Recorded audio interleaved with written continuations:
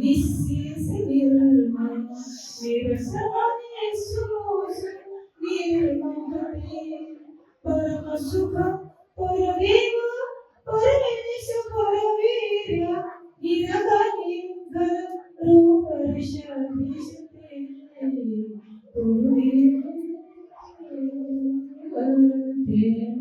जय मंगलम नित्य शुभमंगलम जय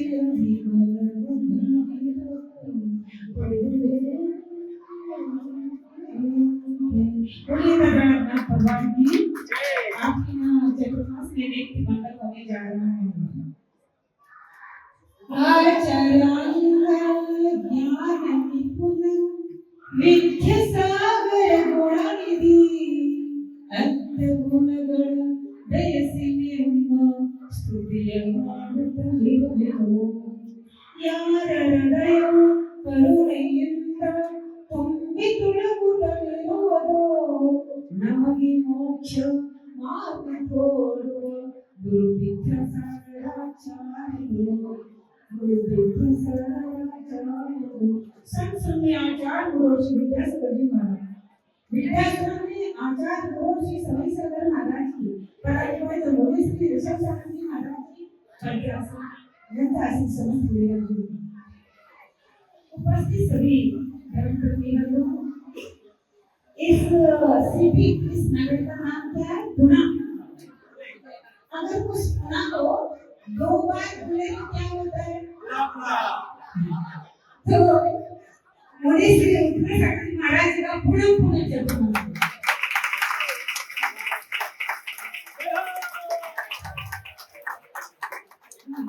आप पुणे के नगरवासी बहुत ही धन सौभाग्य है।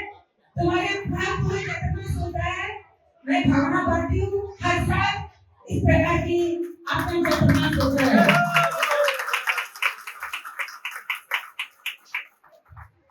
अभी बड़ी दीदी ने बहुत कुछ बताया है। आप लोगों का परम सौभाग्य है। आप मुनिराजों के देशना और उनका वैयावृत का आपको परम सौभाग्य मिल रहा है और आप अपने तन मन धन से श्रद्धा के साथ आप उनकी सेवा करेंगे और उनकी देशना अच्छे से सुनेंगे। सेवा और वैयावृत मुनि श्री विद्यासागर जी के कहाँ से इन सब वजह से चल सकते हैं। यहाँ कोई ऐसा था नहीं कि इधर आ सकते, उधर ही उनको रहने का था। इतने दूर से चलने के लिए उनको आचार्य गुरु ने मना किया था, लेकिन ऐसा इस क्षेत्र का और यहाँ के रहने वाले जीवों का ऐसा कोई नहीं है जो मुनि श्री विद्यासागर जी महाराज जी के जो भी गुरुदेव का समय सागर जी महाराज का संदेश जो भी होगा उस संकेत के अनुसार यहाँ पर विराजमान थी मुनिराज उनके संकेत के अनुसार वैयावृत्ति के या जो भी समझिए उनकी संकेत के अनुसार यहाँ पर जा रहे हैं और उनकी सेवा उनकी वैयावृत्ति करने के लिए वो तत्पर है और आप लोगों का सौभाग्य। हमारे आगम में 10 प्रकार की वैयावृत्ति बताई। क्या आप कितने प्रकार के करते हो आपको पता है? सुनिए सुनिए जरा। आगम में 10 प्रकार की वैयावृत्ति बताई है। आपको पता है आप कितने प्रकार की वैयावृत्ति करते हैं? पता नहीं आपको? वैयावृत्ति जरूर करते हैं। बहुत बहुत अच्छा मैं बताती हूँ। मैं भी समझती थी ज्यादा गहराई से अध्ययन नहीं था, तो एक दिन सोचती रही कि 10 प्रकार की वैयावृत्ति कैसा होता है। तो मालिश करना एक वैयावृत्ति हो गया, आदर देना एक वैयावृत्ति हो गया, या पहुंचाने का समझ लो एक हो गया, अगवानी कराना ऐसा कुछ कुछ होता हुआ 10 ही क्यों हुआ? आगर में 10 ही क्यों बताया? 11 क्यों नहीं बताई? 9 क्यों नहीं बताया? तो तो मैं बहुत अध्ययन करते करते, हालांकि उमासों में आचार की तत्वाश्लोक में बताया है कितने प्रकार के साधु होते हैं आपको पता है? 10 प्रकार के साधु होते हैं। वो प्रकार के नहीं, उनका ऐसा बनाया गया है, डिवाइड किया है। तो समझिए 10 प्रकार की साधु कौन कौन से होते हैं। आचार्य, उपाध्याय, तपस्वी, शिक्षक, ज्ञान, गण, कुल, संग, साधु और मनोविद। इस प्रकार 10 प्रकार के साधुओं को डिवाइड किया है, ग्रुप किया है। इन 10 प्रकार के साधुओं का वैयावर्त करने को 10 प्रकार के वैयावर्त कहा गया। यानी उत्तर सरजी महाराज का मात्र वैयावर्त नहीं करना, आचार्यों को भी करना है, उपाध्यायों को भी करना है, हर साधु की वैयावर्त करना। हाँ, वो ग्रुप ज्यादा है, उनकी समाधि की साधना चल रही है, इसलिए उनकी विशेष रूप से हो सकती है।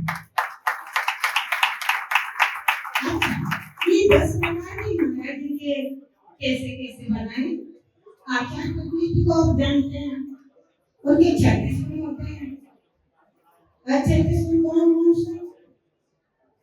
10 धर्म, 12 पंचाचार, 12 पंचाचार, 6 अवसर और 3। इस प्रकार 36 गुणों के धारक आचार्य परमेष्ठी होते हैं। इसी प्रकार उपाध्याय परमेष्ठी के 25 गुण होते हैं, 11 अंग 14। एक आचार्य हो गए, उपाध्याय हो गए। तपस्वी किसको कहते हैं? जो मासोपासी होते हैं या वर्तमान में 12 ज्योतिष उपास करते हैं, एक दिन आहार एक दिन आहार करते हैं, अष्टांगिका भी करते हैं, वो भी तपस्वी कहलाते हैं। आचार्य, उपाध्याय, तपस्वी। शिक्षक किसको कहते हैं? जो संघ में रहकर शिक्षा देते हैं, पूरी गलती का नहीं, और उनका पावर रहता है, उनके डरते हैं उनसे, वो शिक्षा देते हैं, आपने गलती करी छोटे महाराज जी तो उनको शिक्षक मुनि कहते हैं। ग्लान का अर्थ होता है जिनका स्वास्थ्य खराब हो गया, रोग आदि हो गया, उनको ग्लान मुनि कहते हैं। गण का अर्थ होता है, उनको स्थविर भी कहते हैं, जिनको वृद्ध साधुओं की जो वैयावर्त करते हैं उनको स्थविर या गण कहते हैं। और यहाँ पर ऋषिमुनि जी महाराज स्थविर मुनि बताए या गण कहलाएंगे। कुल किसको कहते हैं? जो एक आचार से विकसित होते हैं उन सबको कुल कहते हैं। जैसे आचार्य विद्यासागर पूरे भारत में तो क्या है, वह कुल एक ही आचार से विकसित है।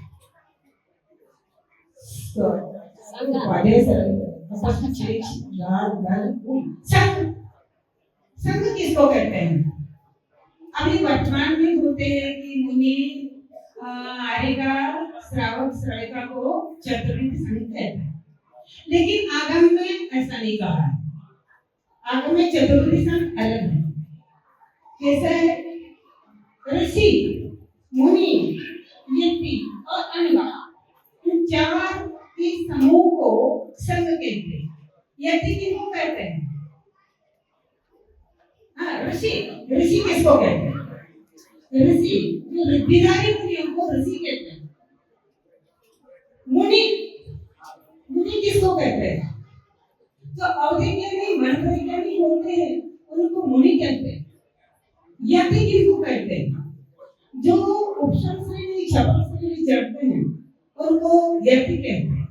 ऋषि, मुनि, यति और अनगा, ये चतुर्विध संघ है। अनगा रहने सामान्य साधु,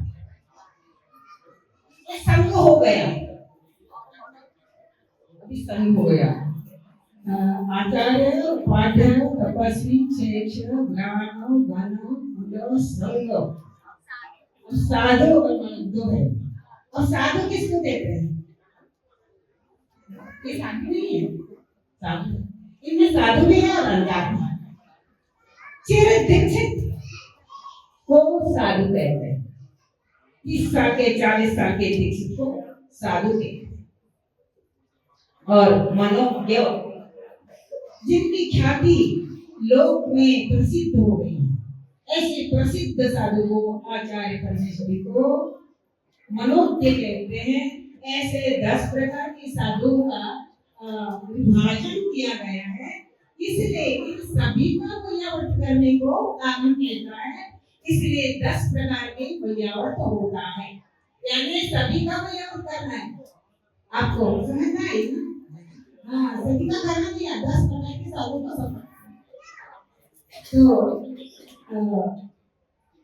ये जो आगम में जो बताया है, आचार्य परमेष्ठी कौन होते हैं, उपाध्याय परमेष्ठी के गुण होते हैं। 36 गुण तो है नहीं, और आचार्य परमेष्ठी बन जाए।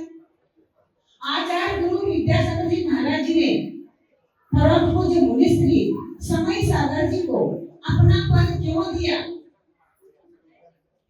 माइक में बोलने वाला को भीड़ इकट्ठी करने से कोई आचार्य हमारे आगम में आचार्य पद नहीं कहा है। 36 गुणों के धारक होना चाहिए। उपाध्याय परमिट किसी को नहीं दे सकते, उतना अध्ययन होना अनिवार्य है। तो आचार्य श्री समय सागर जी महाराज 40 साल तक उनके सानिध्य में रहकर एक दिन भी वो प्रचार प्रसार की बातें नहीं की और किसी से बात नहीं करते थे। उनको मौनी बाबा बोलते थे। ऐसे गुप्ती में रहते थे वो। 3 गुप्ती तो आचार्य परमेष्ठी की मुख्य है। आचार्य परमेष्ठी हर एक के साथ बात नहीं कर सकते, गुप्ती में रहना अनिवार्य होता है। हम समझते नहीं है। हाँ, बस हम कहते हैं कि आचार्य से बात नहीं करते हैं। आचार्य को बात करने के लिए नहीं कहा। 3 गुप्ती बताई है, वो अपने गुप्ती में रहेंगे तो ही आचार्य परमेष्ठी है, तो ही 36 गुण के धारक होते हैं। इस प्रकार जो भी आचार्य गुरुदेव ने योग्यता देखी है और गुणों को देकर के आगम के अनुसार उनको प्रदान किया है, वो हमारे लिए परम गुरु आराध्य है। और उन्हीं के संगत सभी साधु यहाँ पे विराजमान है। उन सबका आप लोग वैयावर्त करेंगे। इसी भावना के साथ आचार्य गुरु श्री विद्यासागर जी महाराज